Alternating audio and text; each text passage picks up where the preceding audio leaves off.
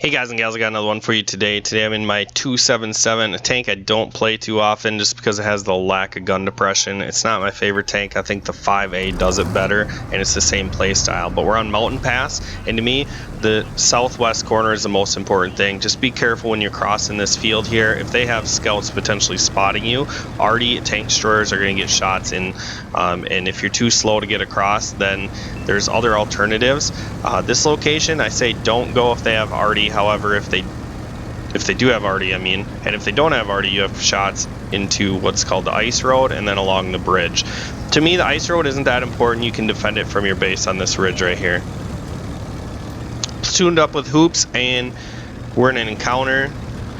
We're gonna try to get across here.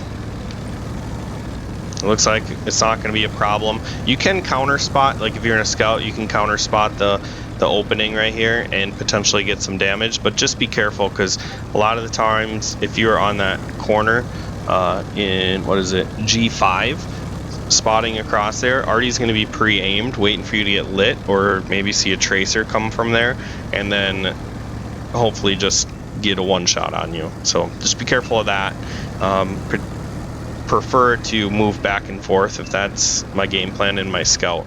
You can see my team sets up this, in my opinion, perfectly. We have a defense in H6, which can get shots across if needed. We got a spotter up on their part of the hill. We are defending the base from the ridgeline that I circled, and everything's looking all right.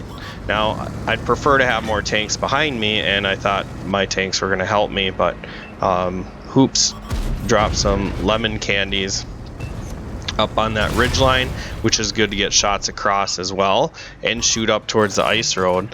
However, he took all my teammates with him. They were picking up all his lemon candies as he dropped them down. Inside joke. Well, maybe I'll explain it sometime. I think I have before in the past, but I don't recall which video that is. Anyways, so we're gonna push up.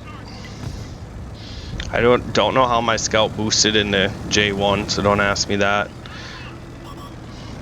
Come around the corner. I'm just gonna be aggressive. My team hasn't come to help me, but the scout apparently has them pushed back, I think. I don't know who else would have pushed them back here, but I haven't taken much damage. Get a track into that leopard. My AMX AC-48 comes over, finishes him off.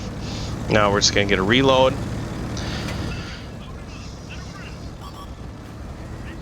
And this is like, in my opinion, like a mini IS7. The turret is fairly strong, not as strong as IS7, but it does fine. The hull is interesting because it's actually like a rounded hull rather than the pike nose, which for some people it's more difficult to pen, for others it's easier. I'm gonna take my time to shoot this guy, and I take his track off. Now I'm going to push him up sideways, make sure my team can pen him pretty easily, get another shell into him, and then I'm going to stay on him just in case my team doesn't finish him off. Maybe I'm blocking, I don't know. But we finish him up, and now we can move on to bigger and better things. Already up to 3,500 damage, 3,200 blocked, 1,000 assisted, and as we come around the corner is a little baby IS3. Maybe someday you'll have a 277, dude. A shot into him, and now there's an IS7 that is covering his front plate on the dead tank, so he's going to be a problem. However, I do have his shoulder plate, so I decided to go for like a snapshot there. Now I'm going to load my heat shells, because my heat shells will have no problem getting through his shoulder plate. And get a shot into there, and I can out DPM that guy.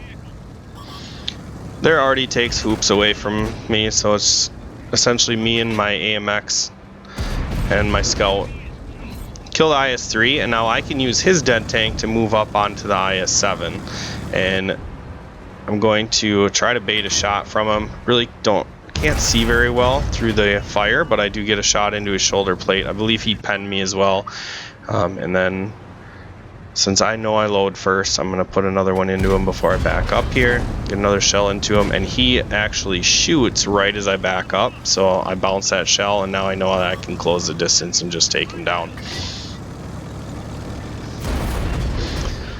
So we get a nice shot into him, he misses, I really don't need my heat rounds at this point, but I didn't want to lose any DPM, so I decided to just load them up, and now I switch back to my AP rounds. So we get through that engagement with 6,000 damage, blocking 4,000, and the 1,000 assisted with 3 kills, and there's just already left. So hopefully I can snack on a couple squares here.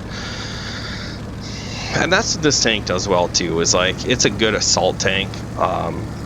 Now, it doesn't do well against good players that just know how to pen the shoulder plates of this thing, or the lower plate. I mean, you definitely want to be twitching in this thing, hull down when possible, but then this thing is lacking gun depression, so you don't really have that flexibility. No snacks for me. And then I thought that was like the difference between my ace tanker, thinking that now I'm not going to get it. The Batchat comes over, cleans up the T92. Still a nice result. Unfortunately, I can't angle my armor to block a T92 shell. Their Conqueror gun carriage just about snags our Batchat. What a good guess on his part to be able to shoot there. I don't know if the Batchat was spotted or if he just guessed. I don't think this guy has 6th sense, but we'll find out as soon as he comes over the ledge. And as he comes over, he gets shot into the gun carriage, and he does have 6th sense, so he wasn't spotted when the gun carriage guessed the shot there. I mean, he was heading in that general direction, so I mean, it wasn't like a crazy, unbelievable shot, but still to splash him there was pretty impressive. And good artillery players will anticipate those shells. So it is an ace tanker, high caliber, 6,000 damage, 1,000 assisted, 4,000 block. Good result in the 277. I'll quit babbling. That's all I got for you guys. Make sure you like, share, subscribe, and I will catch you in the next video.